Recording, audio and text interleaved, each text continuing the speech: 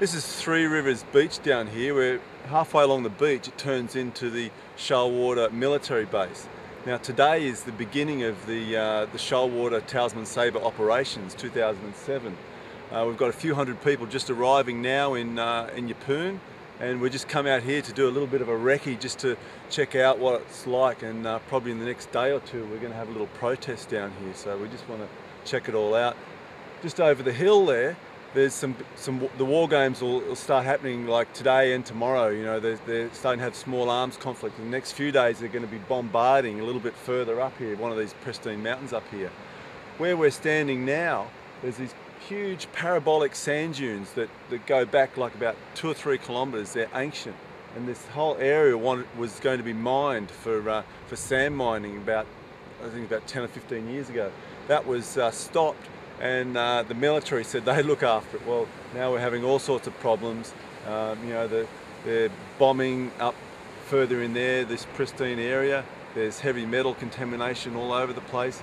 Not only they're bombing the crap out of the land out here, but just straight out here there's humpback whales going past. You know, it's the migrating time for the humpback whales. They want to use sonar. The nuclear submarines want to use sonar, which has devastating effects on the humpback whales' own internal sonar. So we're hoping to stop any operations here as well. Now, I think one of the reasons that a lot of people have come here, and one of the reasons I'm here as well, is we just got to break this mentality about you know, relying on military to resolve conflicts.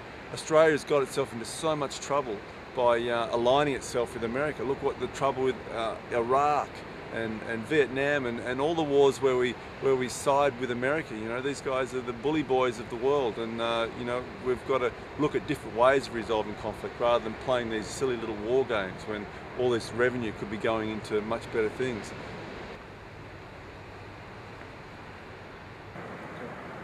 So right behind me now is the bombing range. You can see they've given us a few warnings not to go in there because there could be bombs going off at any time there. And in the next few days, all this area behind us they're going to do sea to land bombardment. They're going to do aerial to land bombardment and land to land bombardment. So anyone inside there is not going to be a safe place.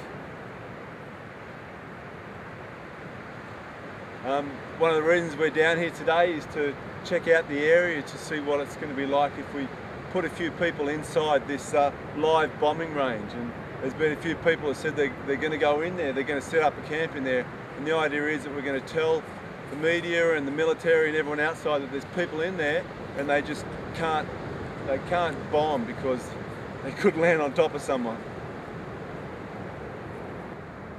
Anything could happen on those ships. They've got nuclear weapons on board, they've got nuclear reactors, there's floating Chernobyls right out there.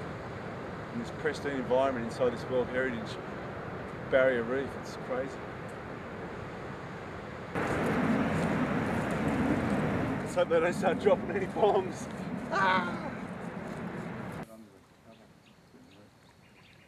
Okay, let's put these cars down.